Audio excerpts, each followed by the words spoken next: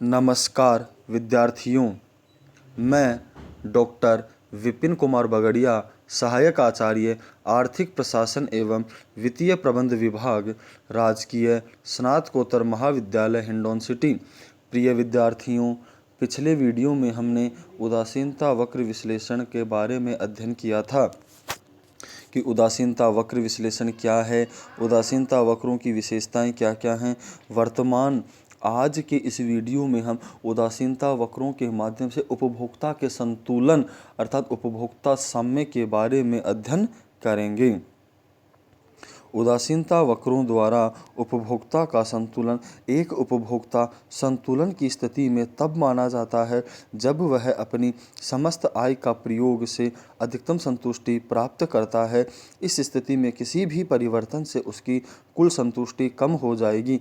Martial की उपयोगिता विश्लेषण में उपभोक्ता के संतुलन के लिए मार्जिनल यूटिलिटी ऑफ एक्स बराबर marginal utility upon price of X बराबर marginal utility of Y upon price of Y is equal to marginal utility of Z upon price of Z होना आवश्यक था।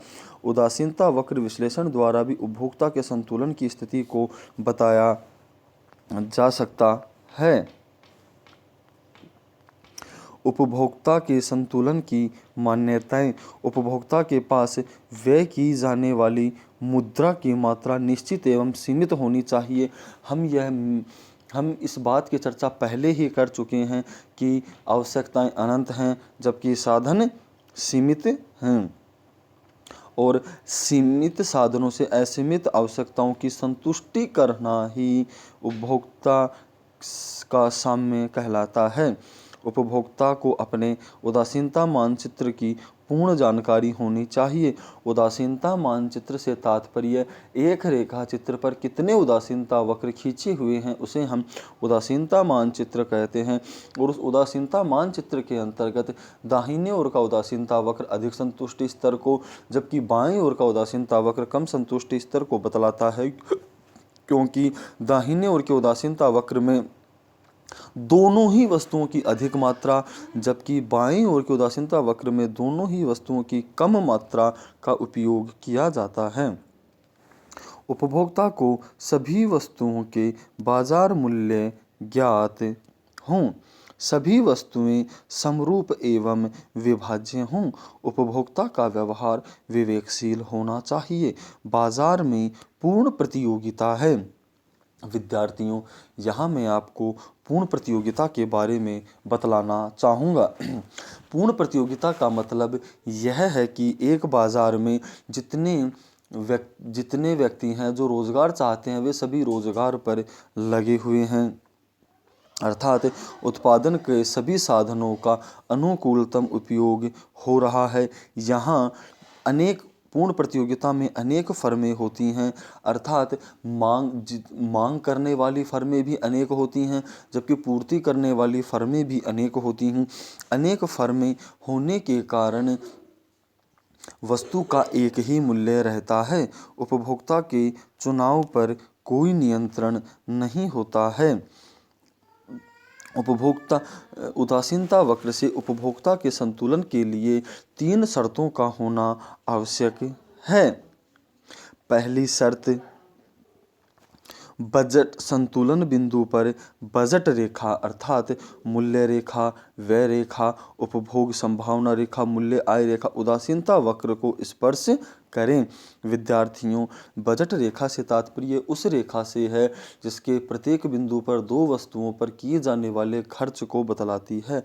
अर्थात तटस्थता वक्रों के माध्यम से एक उपभोक्ता का संतुलन की पहली शर्त यह है कि उदासीनता वक्र विश्लेषण पर स्थित कोई साम्य तथा बजट रेखा पर स्थित कोई साम्य आपस में स्पर्श करें। इस चित्र में देखने से हमें यह प्रतीत होता है कि उदासीनता वक्र 3 के ए बिंदु पर यह स्पर्श कर रहा है, लेकिन पहली शर्त पूरी करने के साथ साथ दो और शर्तें भी पूरी करनी हैं। दूसरी शर्त यह है कि संतुलन बिंदु पर बजट रेखा तथा उदासीनता रेखा का ढाल एक समान होना चाहिए। यहाँ ढाल से तात्पर्य उदासीनता रेखा का ढाल का मतलब सीमांत प्रतिस्थापन की दर अर्थात marginal rate of substitution X and Y बराबर delta Y upon delta X से है, जबकि कीमत रेखा के ढाल से तात्पर्य price upon X upon price upon Y से है, अर्थात delta Y upon delta X बराबर price of X upon price of Y होना चाहिए। तीसरी शर्त यह है कि संतुलन बिंदु पर उदासीनता वक्र मूल बिंदु के उन्नतोदर हो या प्रतिस्थापन की सीमांत दर घटती हुई हो।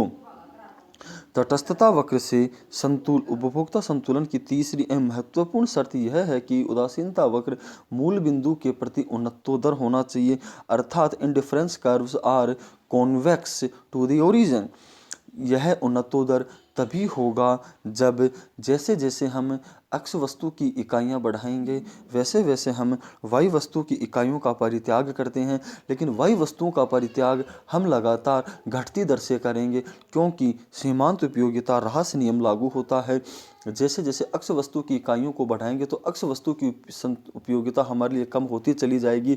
तो जहां उपभोक्ता पहले 4 वाई की इकाइयां छोड़ने को तैयार था, अब अगली इकाई के लिए वह केवल 3 इकाइयां को छोड़ने को तत्पर, अगली इकाई के लिए वह 2 इकाइयां को छोड़ने को तत्पर है, तो उससे अगली इकाई के लिए वह 1 इकाई छोड़ने को तत्पर है। और एक स्थिति में आने के पश्चात वह दोनों की ही उपयोगिता को एक समान मानने लग जाता है। प्रिय विद्यार्थियों, इस प्रकार उपभोक्ता के संतुलन की 3 शर्तें इस प्रकार हैं। पहली शर्त यह है कि संतुलन बिंदु पर बजट रेखा तथा उदासीनता रेखा एक दूसरे को स्पर्श करे।